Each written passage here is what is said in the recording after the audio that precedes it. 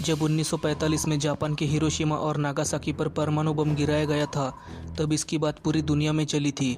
सब कह रहे थे गलत किया, लेकिन अमेरिका कह रहा था ठीक किया।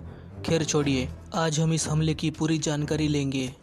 पहला परमाणु बम 6 अगस्त 1945 को सुबह 8:15 बजे हिरोशिमा पर और दूसरा इसके ठीक 3 दिन बाद 9 अगस्त को नागासाकी पर गिराया गया था।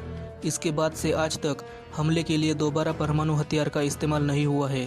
हिरोशिमा पर बम गिराए जाने का निर्णय बम गिरने से केवल 1 घंटा पहले लिया गया था। हिरोशिमा पर गिराए गए बम का नाम लिटिल बॉय था। इसका वजन करीब 4 टन और लंबाई 10 फीट थी। इसमें यूरेनियम की मात्रा 65 किलो थी, लेकिन जो विस्फोट हुआ वो केवल 0.7 ग्राम यूरेनियम के कारण हुआ। यानी जिस पदार्थ के कारण से विस्फोट हुआ उसका वजन $1 के नोट के बराबर भी नहीं था। नागासाकी पर गिराए गए बम का नाम फैट मैन था। इसका वजन करीब 4.5 टन और लंबाई 11.5 फीट थी। इसमें 6.4 किलो प्लूटोनियम का प्रयोग किया गया था, जो यूरेनियम से कई ज़्यादा शक्तिशाली था। नागासाकी पर गिराया जाने वाला बम पहले जापान के कोकुरा शहर पर गिराया जाना था, लेकिन उस समय कोकुरा शहर का मौसम साफ नहीं था और बादल भी घने थे, इसलिए अमेरिकी सेना ने बम नागासाकी पर ही गिरा दिया।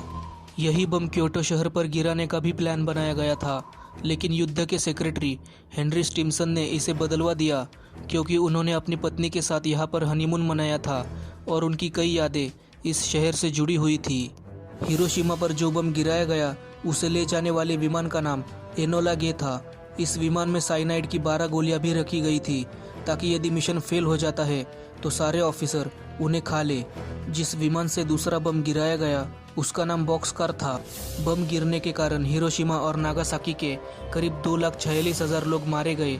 लगभग 1 लाख लोग तो बम गिरते ही मारे गए थे और बाकी के अगले कुछ सालों में कैंसर जैसी गंभीर बीमारियों से मर गए।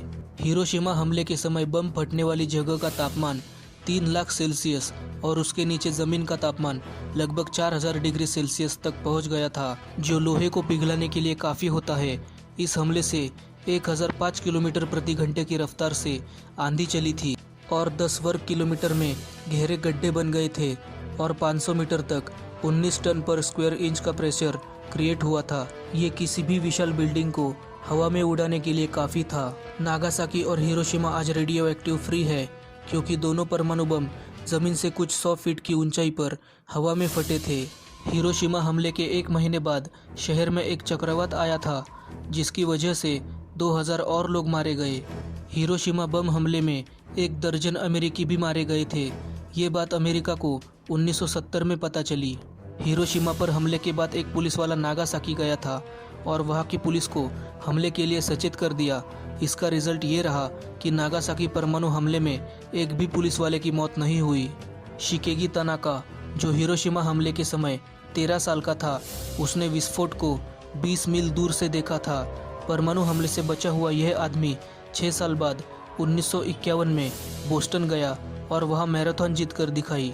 सुतोमो यामागुची दोनों बम हमलों से पीड़ित व्यक्ति था। दरअसल हुआ ये कि जब हिरोशिमा पर बम गिरा तब वो यही था। फिर वो अपने गांव नागासाकी चला गया। फिर वहाँ पर भी बम गिरा दिया गया, लेकिन ये इतना भाग्यशाली था कि दोनों बार बच गया। इसकी मौत 2010 में पेट के कैंसर से हुई। हिरोशिमा और नागासाकी पर बम गिराने से पहले अमेरिका ने जापान पर 49 बम अभ्यास के तौर पर गिराए थे, जिसमें 400 लोगों की मौत और 1200 लोग घायल हुए थे। नागासाकी परमाणु हमले के 6 दिन बाद जापान के राजा हिरोहितो ने अमेरिकी सेना के सामने आत्मसमर्पण कर दिया। ये घोषणा रेडियो पर की गई थी और ज़्यादातर जापानियों ने उसकी आवाज़ पहली बार सुनी थी। अगर जापान सरेंडर नहीं करता तो अमेरिका ने 19 अगस्त को एक और शहर पर परमाणु बम गिराने की योजना बनाई थी। अमेरिका ने आज तक परमाणु हमलों के लिए जापान से माफ़ी नहीं मांगी। बराक ओबामा पहले ऐसे अमेरिकी राष्ट्रपति है जिसने हमले के 71 साल बाद हिरोशिमा की यात्रा की। जापान ने 1964 में बम हमलों से ग्रसित व्यक्तियों के सम्मान में एक ज्वाला प्रज्वलित की थी, जो आज तक चल रही है। ये उस दिन बुझाई जाएगी जिस दिन दुनिया से सभी परमाणु बम खत्म हो जाएंगे और ये दुनिया परमाणु हमले से भयमुक्त हो जाएगी।